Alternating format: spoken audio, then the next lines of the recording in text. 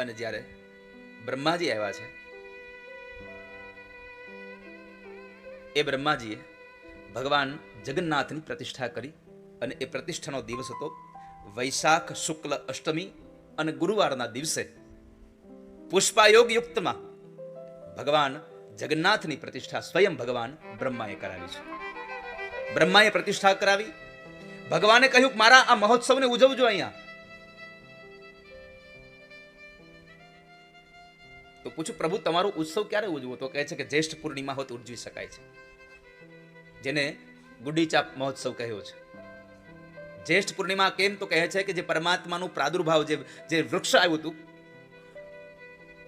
એ જ્યેષ્ઠ પૂર્ણિમાના દિવસે આવ્યું હતું.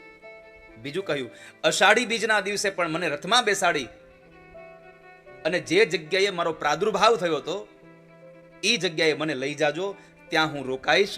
ત્યાંથી પછી જે જગ્યાએ તમે મને સ્થાપિત કર્યો, જ્યાં મને નિર્માણ કર્યો, ત્યાં લઈ જાજો સમુદ્ર કિનારે, ત્યાં હું 7 દિવસ રોકાઈશ. આપણે કહીએ છીએ ને કે ભગવાન મામાના ઘરે ગયા. મામાનું ઘર એટલે જે જગ્યાએ ભગવાનનું પ્રાદુર્ભાવ થયો એ મામાનું ઘર છે. ભગવાનનું જે પ્રાગટ્ય થયું એ મામાનું ઘર છે. અને ત્યાં આગળ પરમાત્માને લઈ જવામાં આવે. ભગવાન ત્યાં રોકાય છે. ત્યાંથી પછી સમુદ્ર કિનારે ભગવાન રોકાય છે. ભગવાન નારાયણે કહ્યું છે કે હું જે 7 દિવસ, ભગવાન કહે છે કે હું 7 દિવસ જે સમુદ્ર કિનારે રોકાયો, એ 7 દિવસના કોઈ પણ દિવસમાં આ સંસારનો કોઈ જીવ આવી અને સમુદ્રમાં સ્નાન કરે તો બીજી વખત એને આ સંસારમાં જન્મ નહીં લેવા દો કોઈ દિવસ.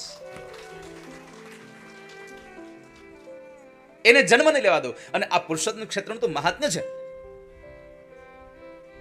આપણે ઘણી વખત કહેતા હોઈએ કે કાશીમાં મરે, કાશીમાં જેનું મરણ થાય એને મુક્તિ થઈ જાય. પણ પુરુષોત્તમ ક્ષેત્રનું મહાત્મ્ય એવું છે કે આ ધરતીમાં જે જન્મે અને જે મરે એ બેવને ફરીવાર આ સંસારના ફેરામાં આવવું જ નથી પડતું. એવી આ જગન્નાથપુરીની આ દિવ્ય ધરામાં જ્યાં આપણે ઠાકોરજીની કથા માટે બેઠા છીએ, તો આપણે ભગવાનને કહેવું જોઈએ ને, હે આપણે ભગવાનને કહેવું જોઈએ કે તમે ઠાકોરજી જેમ જગન્નાથપુરીમાં બિરાજ્યા એમ હે નાથ એટલી કૃપા કરજો.